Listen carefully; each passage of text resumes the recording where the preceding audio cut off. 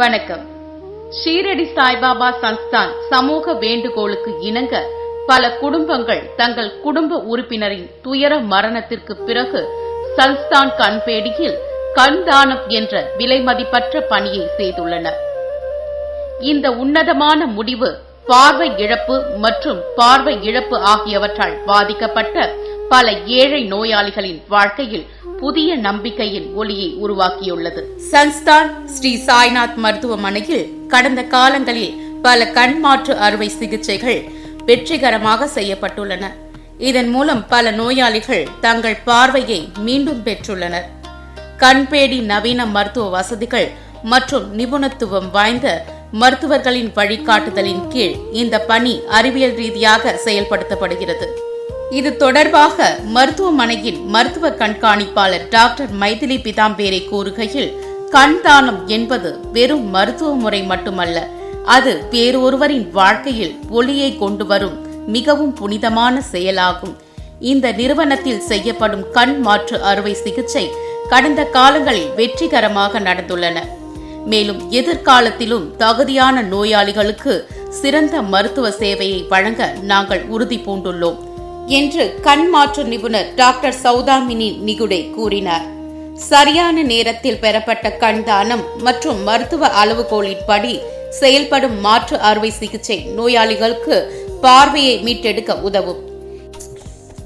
இந்த நிறுவனம் தேவையான வசதிகள், பயிற்சி பெற்ற மனித வளம் மற்றும் அனுபவத்தை கொண்டுள்ளது. மேலும் தேவைப்படும் நோயாளிகள் சாய்நாத் மருத்துவமனையை தொடர்பு கொள்ள தயங்கக்கூடாது. கண் தானம் மற்றும் கண் மாற்று அறுவை சிகிச்சை மூலம் சமூகத்தில் சேவை, இரக்கம் மற்றும் மனிதநேயத்தின் மதிப்புகளை வலுப்படுத்த ஸ்ரீ சாய்பாபா சன்ஸ்தான் தொடர்ந்து பாடுபட்டு வருகிறது. மேலும் இந்த புனித முயற்சிகளில் பங்கேற்று சமூக அர்ப்பணிப்பை பேணுமாறு குடிமக்களை கேட்டுக்கொள்கிறது. பெண் டிவி தமிழ் சேனலுக்காக ஷீரடியில் இருந்து சேவர்தினி ஏழுமலை. माझं नाव रावसाहेब रंबाजी आरखडे असं आहे.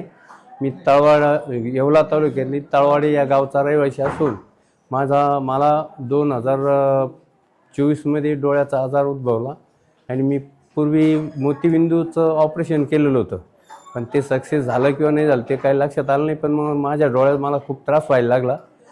मी अशी एका पाहुण्यांनी मला निरोप दिला की तुम्ही शिर्डीच्या साईबाबा संस्थांमध्ये या, तिथं त्याचा डोळ्याचा इलाज होईल बा.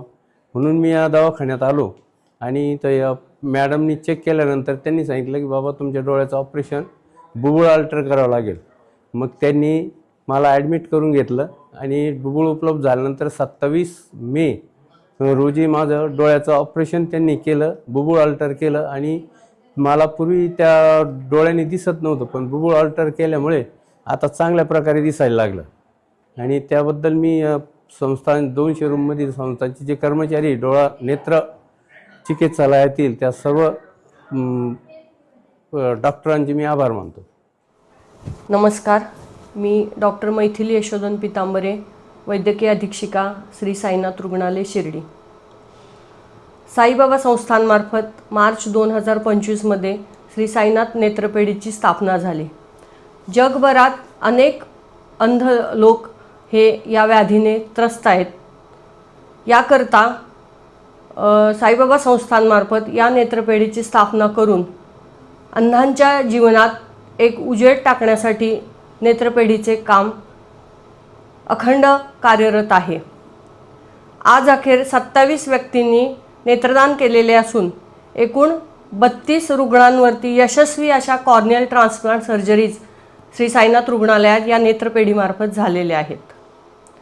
नेत्रदान ही केवळ वैद्यकीय प्रक्रिया नाही, तर ही दुसऱ्याच्या आयुष्यात प्रकाश टाकणारी एक अतिशय असं पवित्र दान आहे. श्री साईबाबा साईनाथ रुग्णालयात ज्या एकूण 32 शस्त्रक्रिया झाल्या किंवा कॉर्नियल ट्रान्सप्लांट सर्जरीज झाल्या, त्या अतिशय यशस्वी सर्जरी झालेल्या आहेत. यामध्ये अगदी लहान मुलांपासून वयोवृद्ध रुग्णांवर सर्जरी करण्यात आलेल्या आहेत. ज्या व्यक्तीचा कॉर्निया किंवा बुबुळ, असा ज्या व्यक्तींना बुबुळाचा त्रास आहे, म्हणजे ज्याला आपण म्हणतो की टिक पडलेली आहे, फूल पडलेलं आहे किंवा बुबुळ पांढरं झालेलं आहे, अशा व्यक्तींवरती या शस्त्रक्रिया यशस्वीरित्या करण्यात येतात. या सर्व शस्त्रक्रिया या साईबाबा संस्थांमार्फत मोफत करण्यात आलेल्या आहेत. अशा पद्धतीच्या ज्या शस्त्रक्रिया रुग्णालयात झालेल्या आहेत या नेत्रदानाच्या चळवळीत नक्कीच एक महत्त्वाची भूमिका बजावत आहेत. तर साईबाबा संस्थांमार्फत नेत्रदानाची चळवळ ही व्यापक स्वरूपात राबवणेकामी जे काही प्रयत्न चालू आहेत त्यासाठी सर्व अंध व्यक्तींनी ज्यांना कॉर्नियल ट्रान्सप्लांटची गरज आहे, या शस्त्रक्रियांची गरज आहे, त्यांनी याचा लाभ घेणं आवश्यक आहे. धन्यवाद. ओम साईराम. नमस्कार, मी डॉक्टर सौदामिनी निगुते, श्री साईनाथ हॉस्पिटल शिर्डी येथे कार्यरत आहे as a cornea and cataract consultant. तर आपल्याकडे मार्च 2025मध्ये आय बँक चालू झाली. तेव्हापासून पूर्ण 2025मध्ये 32 आय ट्रान्सप्लांट्स, कॉर्नियल ट्रान्सप्लांट आपल्याकडे झाले. या पेशंट्सला बऱ्यापैकी चांगले रिझल्ट आले आहेत. बरेचसे पेशंट्स हे लांबून आलेले होते. एक पेशंट मध्य प्रदेशमधून आलेले होते, काही पेशंट मालेगाव, जळगाव, बुलढाणा, बीड या ठिकाणाहूनही आलेले होते. इथे आल्यानंतर आपण आधी त्यांचं चेकिंग करतो. त्याच्यानंतर ज्या पेशंट्सला गरज आहे त्यांची आपण वेटिंग लिस्टमध्ये एंट्री करून घेतो. ज्या पेशंटला अर्जंट म्हणजे इमर्जन्सीमध्ये ट्रान्सप्लांटची गरज आहे त्यांची एंट्री करून घेतो आणि त्यांचं फिटनेस आणि सगळी प्रोसेस कंप्लीट करून घेतो. जेव्हा आपल्याकडे आय डोनेशन होऊन येतात तेव्हा आपण ते टिश्यू ॲनालिसिस करतो. त्याच्यामध्ये टिश्यूचा आपण स्पेक्युलर काउंट चेक करतो. स्पेक्युलर मायक्रोस्कोपीनंतर आपण ती टिश्यू कोणासाठी, कुठल्या पेशंटसाठी योग्य आहे त्याप्रमाणे आपण वेटिंग लिस्टमधून पेशंट्सला या ठिकाणी बोलवतो आणि त्यांच्यावर कॉर्नियल ट्रान्सप्लांट ही सर्जरी होते. एवढं पॉज करू. आत्तापर्यंत झालेल्या पेशंट्सला खूप चांगले रिझल्ट आलेले आहेत.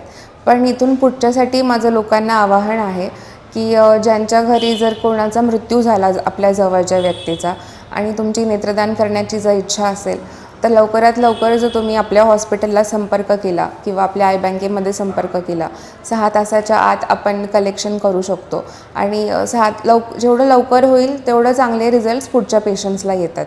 त्यामुळे हे एक करणं खूपच गरजेचं आहे.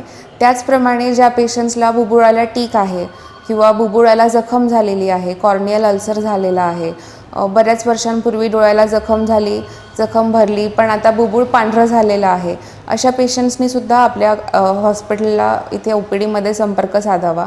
त्यांचं सगळं चेकिंग करून आपण त्याप्रमाणे पुढचं योग्य ते मार्गदर्शन त्यांना करू शकतो.